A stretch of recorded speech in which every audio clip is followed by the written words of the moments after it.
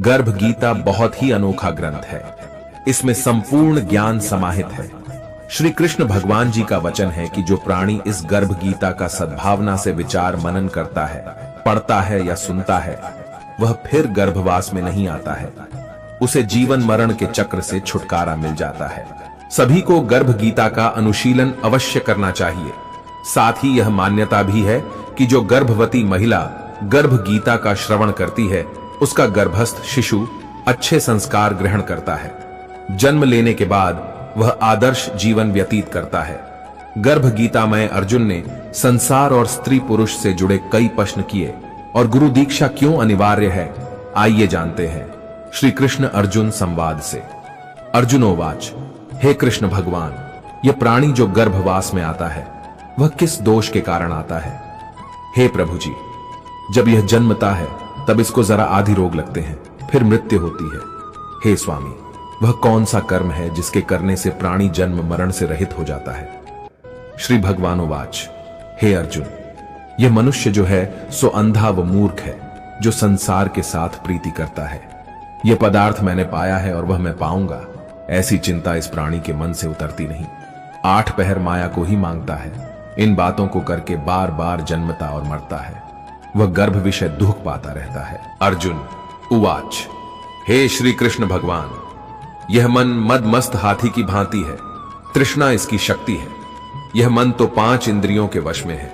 काम, क्रोध, लोभ, मोह और अहंकार, इन पांचों में अहंकार बहुत बली है। सो कौन यल है जिससे मन वश में हो जाए? श्री भगवानोवाच, हे अर्जुन, यह मन निश्चय ही हाथी की भांति है। तृष्णा इसकी शक्ति है। मन 5 इंद्रियों के वश में है। अहंकार इनमें श्रेष्ठ है। हे अर्जुन, जैसे हाथी अंकुश कुंडा के वश में होता है, वैसे ही मन रूपी हाथी को वश में करने के लिए ज्ञान रूपी अंकुश है। अहंकार करने से यह जीव नरक में पड़ता है। अर्जुनोवाच, हे भगवान, जो एक तुम्हारे नाम के लिए वन खंडों में फिरते हैं, एक वैरागी हुए हैं, एक धर्म करते हैं, इनको कैसे जाने? जो वैष्णव हैं वे कौन हैं? श्री भगवानोवाच, हे अर्जुन, एक वे हैं जो मेरे ही नाम के लिए वनों में फिरते हैं, वे सन्यासी कहलाते हैं। एक वे हैं जो सिर पर जटा बांधते हैं और अंग पर भस्म लगाते हैं। उनमें मैं नहीं हूं, क्योंकि इनमें अहंकार है, इनको मेरा दर्शन दुर्लभ है। अर्जुनोवाच, हे भगवान, वह कौन सा पाप है जिससे स्त्री की मृत्यु हो जाती है? वह कौन सा पाप है कि जिससे पुत्र मर जाता है? और नपुंसक कौन पाप से होता है? श्री भगवानोवाच, हे अर्जुन, जो किसी से कर्ज लेता है और देता नहीं, इस पाप से उसकी औरत मरती है। और जो किसी की अमानत रखी हुई वस्तु पचा लेता है, उसके पुत्र मर जाते हैं। जो किसी का कार्य किसी के गोचर आए पड़े और वह जबानी कहे कि मैं तेरा कार्य सबसे पहले कर दूंगा, पर समय आने पर उसका कार्य न करे, इस पाप से नपुंसक होता है। ये बड़े पाप हैं। अर्जुनोवाच, हे भगवान, कौन पाप से मनुष्य सदैव रोगी रहता है? किस पाप से गधे का जन्म पाता है? स्त्री का जन्म तथा टट्टू का जन्म क्यों कर पाता है? और बिल्ली का जन्म किस पाप से होता है? श्री भगवानोवाच, हे अर्जुन, जो भी मनुष्य कन्या दान करते हैं और इस दान में मूल्य लेते हैं, वे दोषी हैं। वे मनुष्य सदा रोगी रहते हैं। जो विषय विकार के वास्ते मदिरा पान करते हैं, वे टटू का जन्म पाते हैं। और जो झूठी गवाही भरते हैं, वे औरत का जन्म पाते हैं। जो औरतें रसोई बना के पहले आप भोजन कर लेती हैं और पीछे परमेश्वर को अर्घ्यदान करती हैं, तो वे बिल्ली का जन्म पाती हैं। और जो मनुष्य अपनी झूठी वस्तु दान करते हैं, वे औरत का जन्म पाते हैं। वह गुलाम औरतें होती हैं। अर्जुनोवाच, हे भगवान, कई मनुष्यों को आपने सुवर्ण दिया है, सो उन्होंने कौन सा पुण्य किया है? और कई मनुष्यों को आपने हाथी, घोड़ा, रथ दिए हैं, उन्होंने कौन सा पुण्य किया है? श्री भगवानोवाच, हे अर्जुन, जिन्होंने स्वर्ण दान किया है, उनको घोड़े वाहन मिलते हैं। जो परमेश्वर के निमित्त कन्यादान करते हैं, सो पुरुष का जन्म पाते हैं। अर्जुनोवाच, हे भगवान, जिन पुरुषों के अंदर विचित्र देह है, उन्होंने कौन सा पुण्य कार्य किया है? किसी किसी के घर संपत्ति है, कोई विद्यावान है, उन्होंने कौन सा पुण्य कार्य किया है? श्री भगवानोवाच, हे अर्जुन, जिन्होंने अन्न दान किया है, उनका सुंदर स्वरूप है। जिन्होंने विद्या दान किया है, वे विद्यावान होते हैं। जिन्होंने संतों की सेवा की है, वे पुत्रवान होते हैं।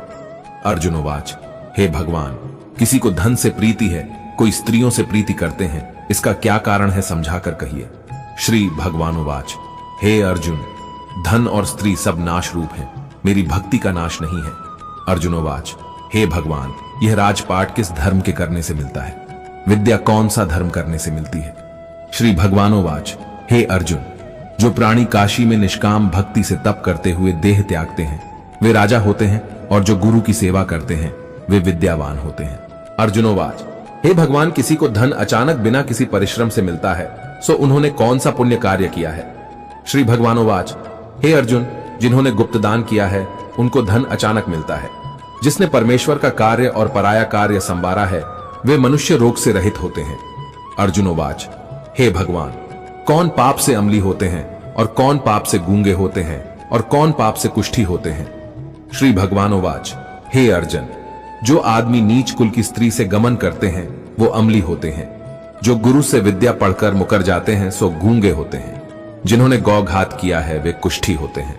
अर्जुनोवाच, हे भगवान, जिस किसी पुरुष की देह में रक्त का विकार होता है वह किस पाप से होता है और दरिद्र होते हैं? किसी को खंड वायु होती है और कोई अंधे होते हैं तो कोई पंगु होते हैं, सो कौन से पाप से रहित होते हैं? और कई स्त्रियां बाल विधवा होती हैं तो यह किसी पाप से होती है। श्री भगवानोवाच, हे अर्जुन, जो सदा क्रोधवान रहते हैं उन्हें रक्त विकार होता है। जो मलीन रहते हैं वे सदा दरिद्री होते हैं। जो कुकर्मी ब्राह्मण को दान देते हैं उनको खंड वायु होती है। जो पराई स्त्री को निर्वस्त्र देखते हैं, गुरु की पत्नी को कुदृष्टि से देखते हैं, सो अंधे होते हैं। जिसने गुरु और ब्राह्मण को लात मारी है वो लंगड़ा व पंगु होता है। जो औरत अपने पति को छोड़कर पराये पुरुषों से संग करती है सो वह बाल विधवा होती है।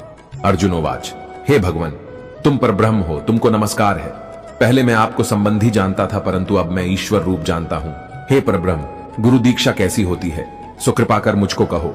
श्री भगवानोवाच, हे अर्जुन, तुम धन्य हो, तुम्हारे माता पिता भी धन्य हैं जिनके तुम जैसा पुत्र है। हे अर्जुन, सारे संसार के गुरु जगन्नाथ हैं। विद्या का गुरु काशी, चारों वर्गों का गुरु सन्यासी है। सन्यासी उसको कहते हैं जिसने सबका त्याग करके मेरे विषय में मन लगाया है, सो ब्राह्मण जगत गुरु है। हे अर्जुन, ये बात ध्यान देकर सुनने की है। गुरु कैसा करे? जिसने सब इंद्रियां जीती हो, जिसको सब संसार ईश्वर में नजर आता हो और सब जगत से उदास हो। ऐसा गुरु करें जो परमेश्वर को जानने वाला हो और उस गुरु की पूजा सब तरह से करें। हे अर्जुन, जो गुरु का भक्त होता है और जो प्राणी गुरु के सम्मुख होकर भजन करते हैं उनका भजन करना सफल है। जो गुरु से विमुख हैं उनको सप्तग्रास मारे का पाप है। गुरु से विमुख प्राणी दर्शन करने योग्य नहीं होते। जो गृहस्थी संसार में गुरु के बिना है वो चांडाल के समान है। जिस तरह मदिरा के भंडार में जो गंगा जल है वह अपवित्र है, इसी तरह गुरु से विमुख व्यक्ति का भजन सदा अपवित्र होता है। उसके हाथ का भोजन देवता भी नहीं लेते। उसके सब कर्म निष्फल हैं।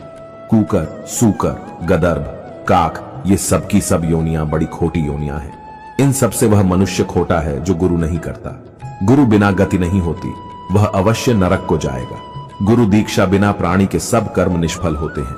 हे अर्जुन, जैसे चारों वर्णों को मेरी भक्ति करना योग्य है वैसे गुरुधार के गुरु की भक्ति करना योग्य है। जैसे गंगा नदियों में उत्तम है, सब व्रतों में एकादशी का व्रत श्रेष्ठ है, वैसे ही हे अर्जुन, शुभ कर्मों में गुरु सेवा उत्तम है। गुरु दीक्षा बिना प्राणी पशु योनि पाता है। जो धर्म भी करता है सो पशु योनि में फल भोगता है। वह 84 योनियों में भ्रमण करता रहता है। अर्जुनोवाच, हे श्री कृष्ण जी भगवान, गुरु दीक्षा क्या होती है? श्री भगवानोवाच, हे अर्जुन, धन्य जन्म है उसका जिसने यह प्रश्न किया है। तू धन्य है। गुरु दीक्षा के 2 अक्षर हैं, हरिओम। इन अक्षरों को गुरु कहता है। ये चारों वर्णों को अपनाना श्रेष्ठ है। हे अर्जुन, जो गुरु की सेवा करता है उस पर मेरी प्रसन्नता है। वह 84 योनियों से छूट जाएगा। जन्म मरण से रहित हो नरक नहीं भोगता। जो प्राणी गुरु की सेवा नहीं करता वह 3.5 करोड़ वर्ष तक नरक भोगता है। जो गुरु की सेवा करता है उसको कई अश्वमेघ यज्ञ के पुण्य का फल मिलता है। गुरु की सेवा मेरी सेवा है। हे अर्जुन, हमारे तुम्हारे संवाद को जो प्राणी पढ़ेंगे और सुनेंगे वो गर्भ के दुख से बचेंगे। उनकी 84 योनियां कट जाएगी। इसी कारण इस पाठ का नाम गर्भ गीता ज्ञान है। श्री कृष्ण भगवान जी के मुख से अर्जुन ने श्रवण किया है। गुरु दीक्षा लेना उत्तम कर्म है। उसका फल यह है कि नरक की 84 योनियों से जीव बचा रहता है। भगवान बहुत प्रसन्न होते हैं। जय श्री कृष्ण।